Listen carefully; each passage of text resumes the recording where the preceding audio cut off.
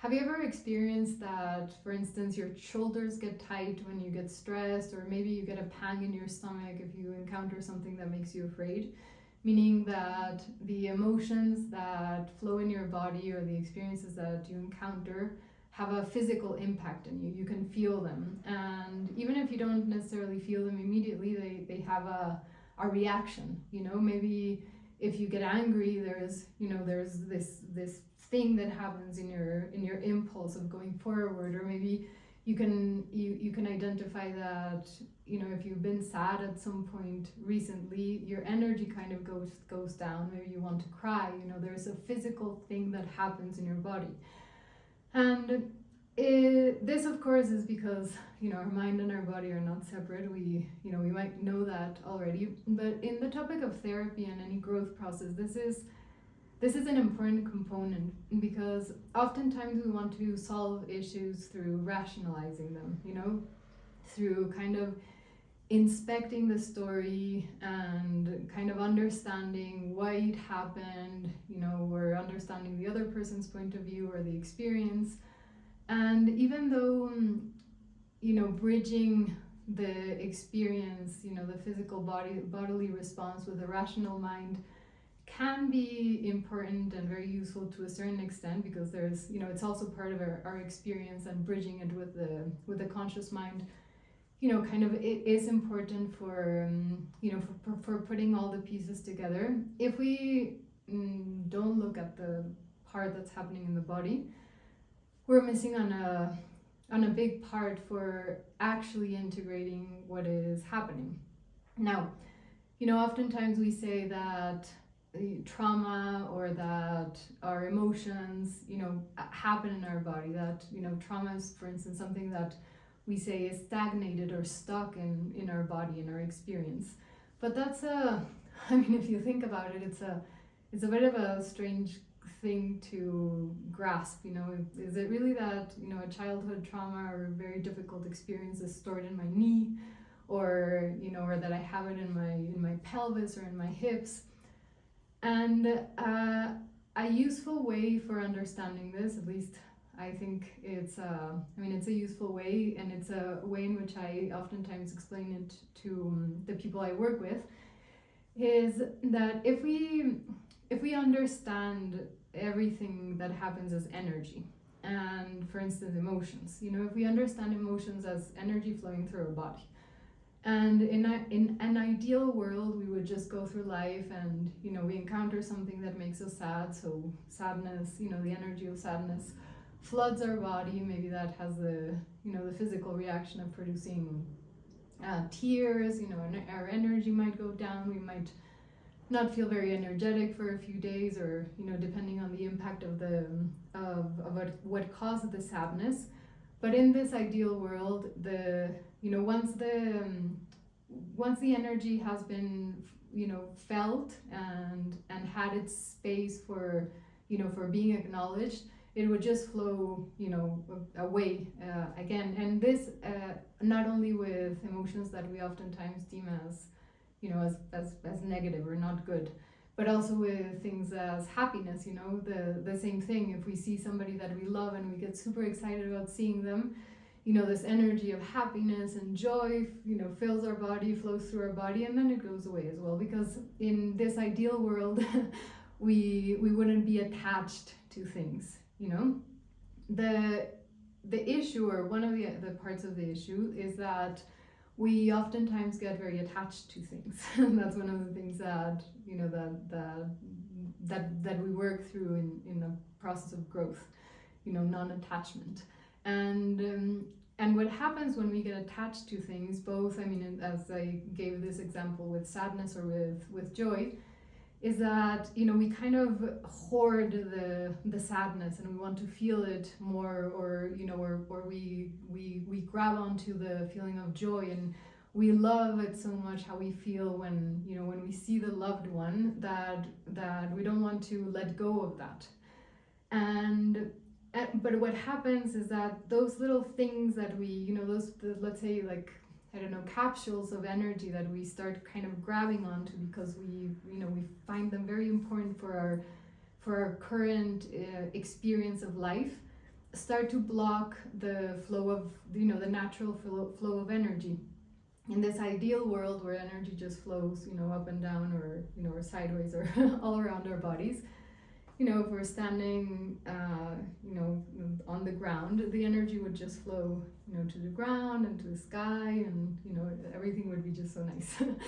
But these, these kind of, let's call them energetic blockages, start to impede the flow of energy. So that starts to create illnesses, or that starts to create tension, and and we can see it as we grow in our physical bodies. If you've never done this, I'd recommend you do it because it's very interesting. But if you look at yourself in the mirror, ideally naked, you will notice that maybe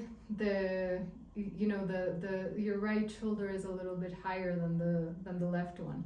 Or maybe you notice that that your feet, instead of pointing forward, they're really pointing towards each other. Or maybe the right one is a little bit more open.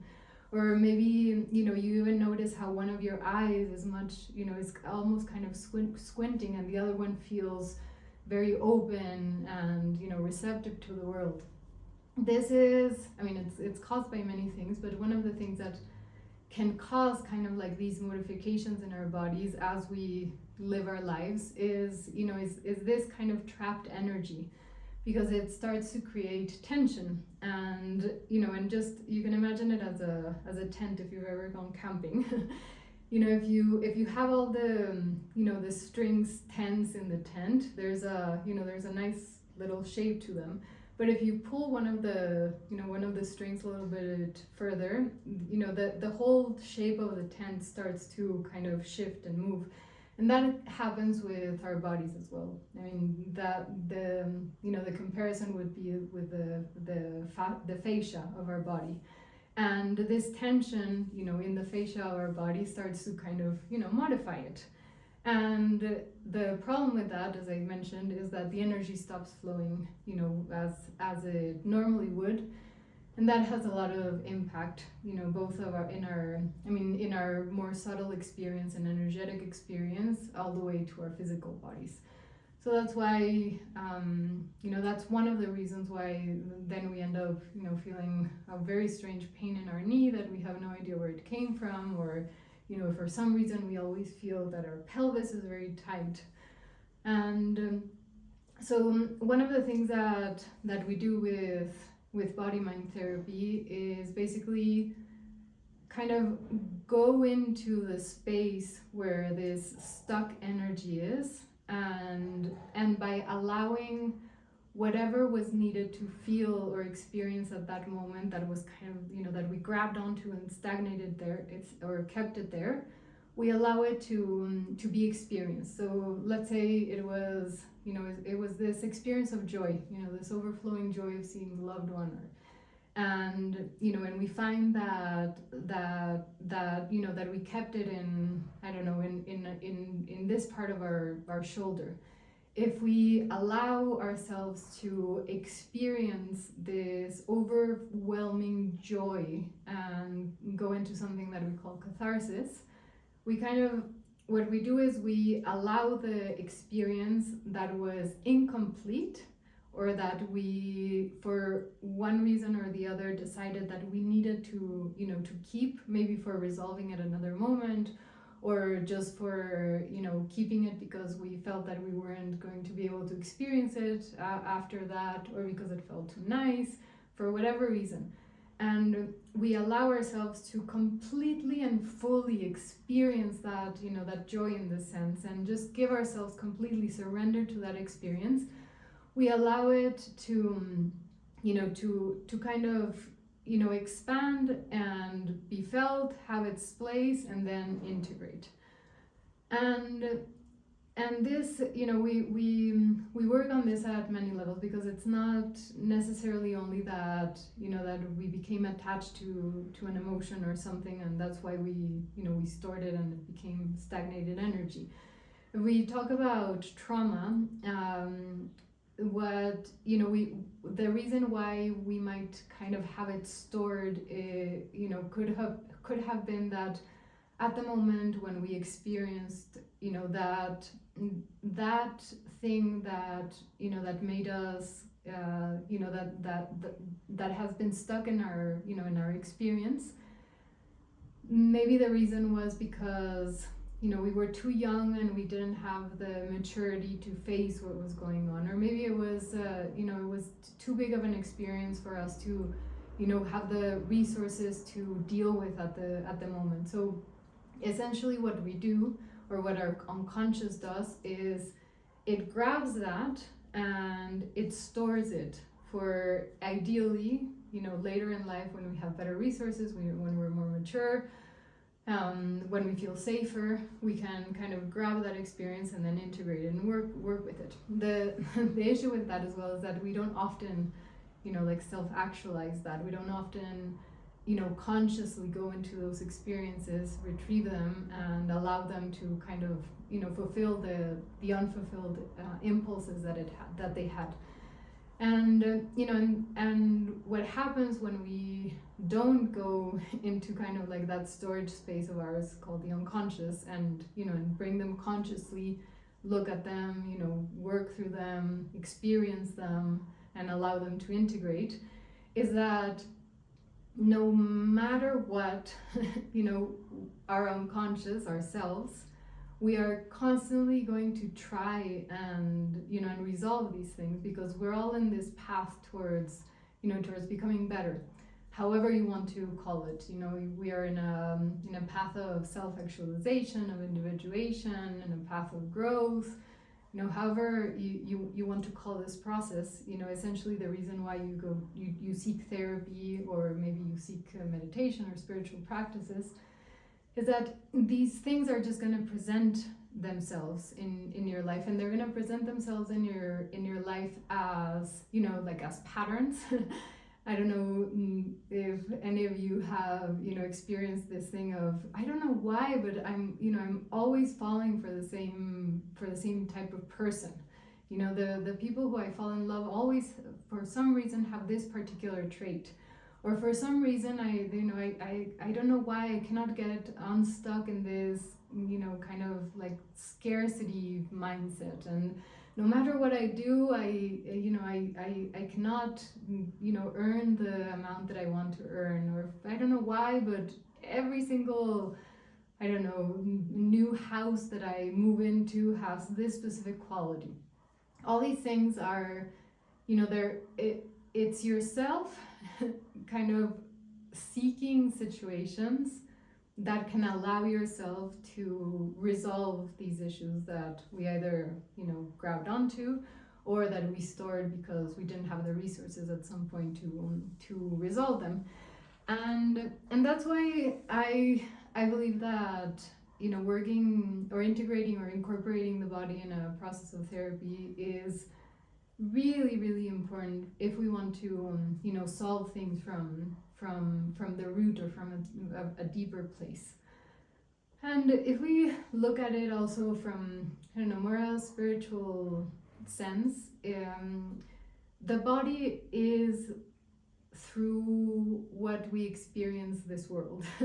Even if you if you romanticize your heart, or if you have the concept of a soul, or your spirit, or other energetic bodies, ultimately in this physical world, the experiences that you have are experienced in the body, are felt in the body. So it is in a sense kind of like the regal place for growth, the regal place for for finding who you are, for for understanding your space in this world, for discovering your true nature, your true self. In Kabbalah, there's I just heard it recently. I'm also the translator for my teacher, and so in the myth of creation, I'm not gonna explain it that well. I'm not an academic either. I'm just a practitioner. But there's essentially our divine spark is given 5 souls, or 5 coverings for for being able to experience the world. And we basically usually work with 3, because the other 2 are a bit more difficult to, to experience. But we talk about these three, let's say, souls. We have nefesh, which is the more animal soul. Ruach, which is the, we could draw the parallel to the soul. Ruach also means breath. And neshama, which we could, talk about as the spirit. And if we draw the parallel with these three souls, these three souls are, are, let's say, I don't know, like souls or, or experiences that we can access in as an incarnated human.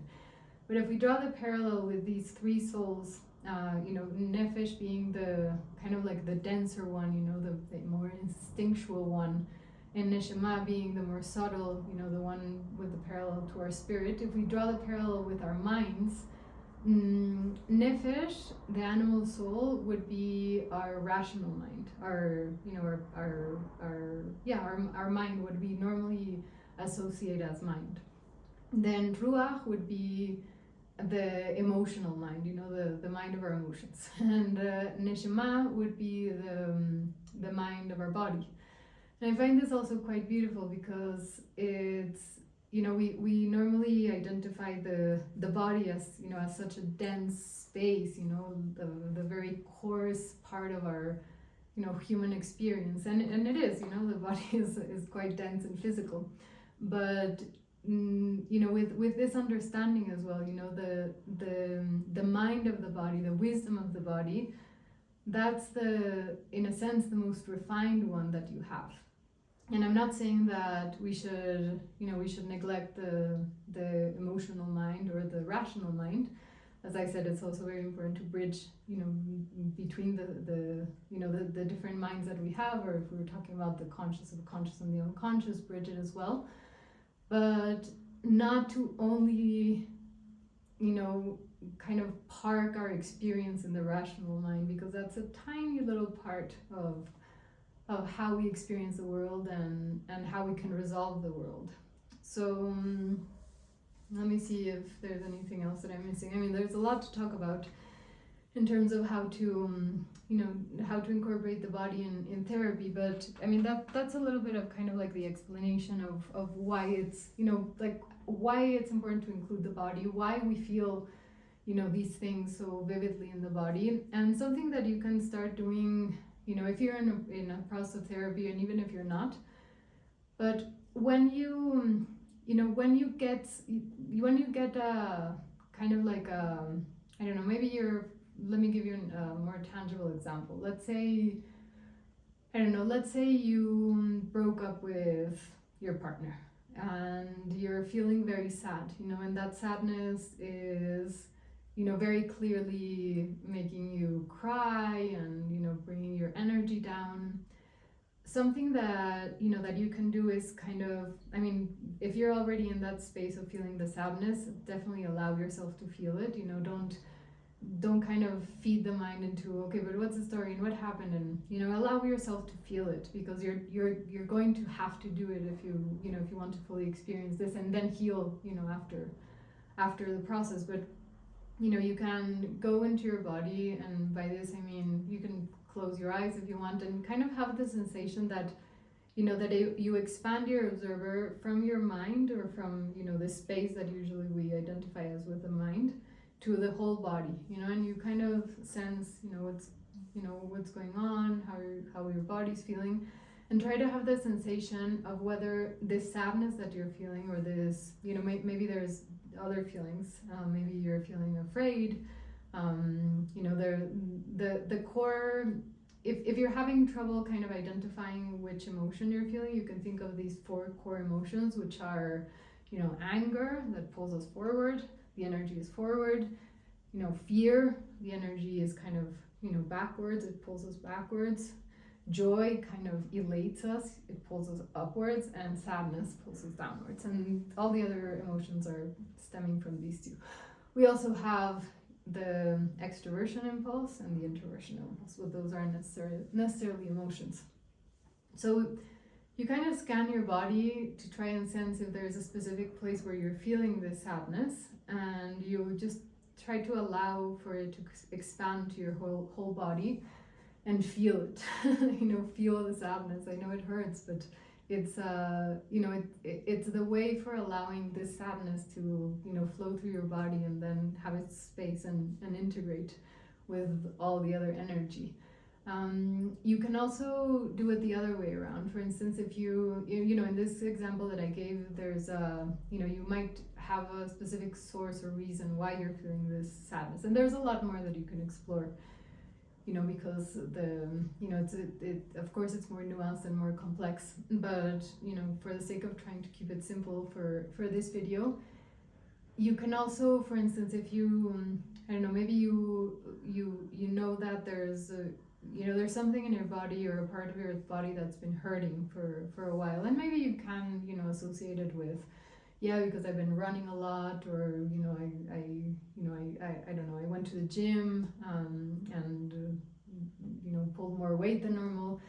But if there's something that I don't know, maybe you've identified that for some reason your left knee is constantly hurting at some moments in your life, or or maybe there's been this very strange tension in your shoulder.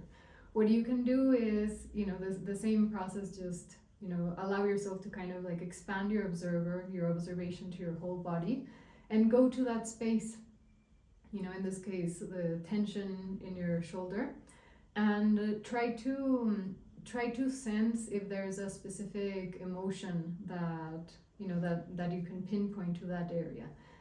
You can also just allow yourself to be there if the emotions don't necessarily come clearly, and allow yourself to allow your unconscious to produce symbols or images that are going to be related or are going to give you clues as to what's happening in this area, and and you can simply explore there.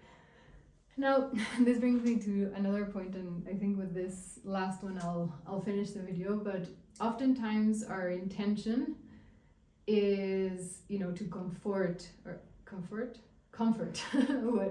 what we're feeling.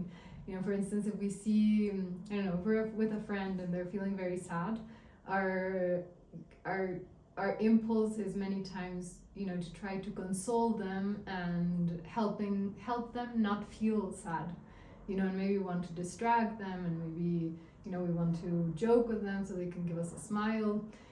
Of course, I understand there are moments when this is quite beautiful to do, and maybe it's what that person needs at the moment. But essentially in therapy, we don't want to pull away or like reject the feeling that we're feeling if it's a feeling that we don't necessarily enjoy feeling, as terror or extreme sadness. But what we want to do is actually allow ourselves to feel it, allow ourselves to kind of completely surrender in this flow of sadness or terror or any other feeling that that you're having. Because if we keep kind of rejecting the emotion, even if it's scary to feel it, it's very scary to feel extreme terror, but if we keep just kind of pushing it away, we are not going to we're not going to allow it to kind of expand or have its catharsis for us to actually feel it, for it to be able to integrate. And I'm thinking some people might also bring up the issue of, well, yeah, but what about re-traumatization? Or in body-mind therapy, at least in the type of therapy that I practice, it's a therapy that we practice in the here and now, and we always follow the flow of the body. So what this means is that there's not going to be an exterior thing imposing the person to work through something, but rather it's the body who's proposing what it's ready to work through or integrate. And I was mentioning a bit ago this thing of our unconscious constantly kind of putting us in spaces where we can work through the issues that we have, or the experience that we haven't resolved through patterns or through recurring issues, etc. And it's the same thing in therapy. As a therapist, for instance, I'm never going to impose a specific issue on the person. Oh, I see that you should work on this specific emotion. No, we in the here and now, we allow for the body to be the one who pulls out either the images that are associated with this with this tension, this stagnated energy, or to pull out the emotions that are stagnated. So there's never going to be a case where where the experience of in therapy is too big for you to cope with. It can happen that that a lot of things are open, and then it takes time to integrate. You might feel you might feel tired at some point in the therapy, or you might feel that you need to go and sleep. Those things can happen, but it's never going to be something that kind of sets you back in your process, because everything that is becoming present in your experience, being in a therapeutic space or in your life, it's a sign that you are ready for integrating that. And for ending this, the therapy space is a safe space for exploring all of these things. If you do self-therapy by yourself in your house, that can also be a safe space if you have kind of the tools and resources for doing it. But of course, I'm not proposing that that you go out into the world and and experience all the things that are stagnated in your experience and body, because for one, or maybe the only one, other people don't necessarily have, or they're not at fault that we're in a growth process. so yeah, it's it's a very personal path. And that being said, it's a path that through your personal growth and integration incredibly impacts the people around you, the collective, etc. So yeah, I hope this helps, and if you resonate with this, give me a follow, or subscribe rather. I'm starting this channel, it's very new, I have very few videos, but I'd really love to hear from you, and I'm gonna keep uploading these videos, getting better at it, and having better audio soon as well. I hope you're well. Bye.